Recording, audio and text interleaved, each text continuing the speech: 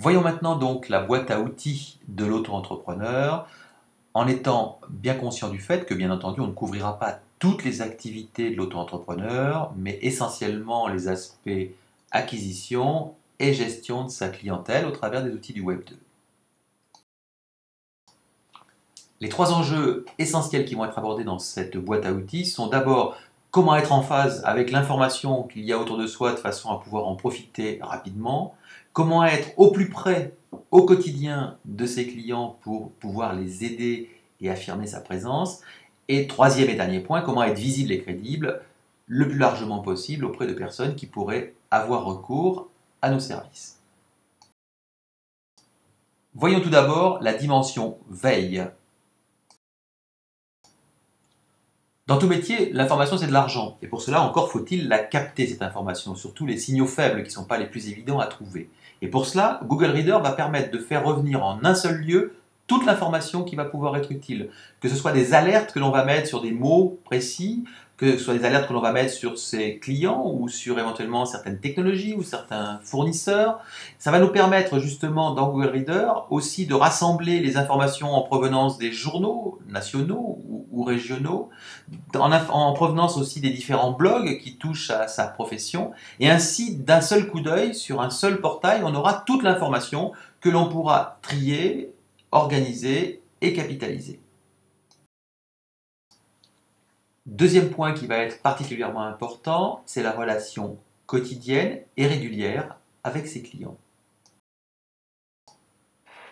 Bien entendu, pour se parler, on a le téléphone, mais ce serait dommage de se priver de la puissance de la visio-relation que l'on peut avoir avec un outil comme TalkBox, qui va nous permettre, alors qu'on n'a même pas besoin d'avoir un abonnement ou une inscription de la part de son interlocuteur, d'avoir une relation vidéo particulièrement simple, particulièrement efficace, parce que se voir les yeux dans les yeux, c'est un autre type de relation que seulement se parler au travers d'un téléphone. Donc n'oublions pas l'outil visio pour pouvoir mieux se comprendre, mieux s'ajuster et éviter tout malentendu. Ce qui est assez fondamental vis-à-vis d'un client, c'est d'organiser l'information de façon à ce que rien ne se perde et que tout se retrouve très facilement. Parce que généralement, bien sûr, on fonctionne par coup de fil ou par mail et l'information est un peu partout. Alors qu'avec Google Sites, on va avoir vraiment la possibilité d'organiser une espèce de petit site privé dans lequel on pourra mettre toute l'information, le client pourra éventuellement mettre ses modifications, on aura une traçabilité totale de ce qui a été fait et ainsi tout le monde retrouvera ses petits. Ce qui est un gros avantage et qui évitera bien des tensions dans la relation. Quand il va y avoir besoin de documents, de mise au point de documents avec ses clients, eh bien là aussi, simplifions-lui la vie, évitons de multiplier les allers-retours par le mail en créant un document que l'on met en ligne, on invite son client et ainsi on va pouvoir, ou son client ou ses clients, et ainsi on va pouvoir modifier le document et en avoir là aussi une traçabilité totale de toutes les modifications qui ont été faites par soi ou par ses clients. Maintenant que l'on a bien organisé sa vie avec ses clients, voyons comment on peut matérialiser sa présence numérique. Élément de base de la présence numérique, bien entendu, le site web. Mais n'hésitez pas à faire simple, faites essentiel, n'en mettez pas trop, faites utile. C'est ça qui va être important parce que le site n'est pas la seule chose qui va exister et on va le voir par la suite.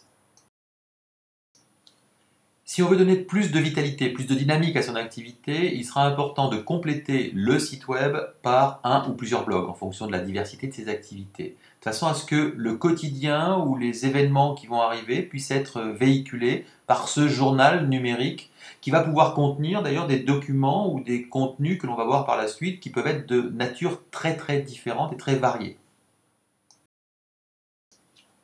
Les premiers composants que l'on va pouvoir déposer sur le web, les premiers objets, ce sont bien sûr des objets photographiques qui peuvent montrer tout un tas de choses, tout un tas de réalisations, de composants ou d'éléments relatifs à son activité. Ils vont pouvoir ensuite, bien sûr, être laissés sur la plateforme et donc être accessibles parce qu'on y aura associé des mots-clés qui fait que lorsque les gens feront des recherches, ils tomberont sur des photos et les photos les amèneront éventuellement à notre blog ou à notre site. Mais ils pourront aussi, bien sûr, ces photos, elles pourront, sous la forme de diaporamas par exemple, être intégrées dans le site web ou dans le blog.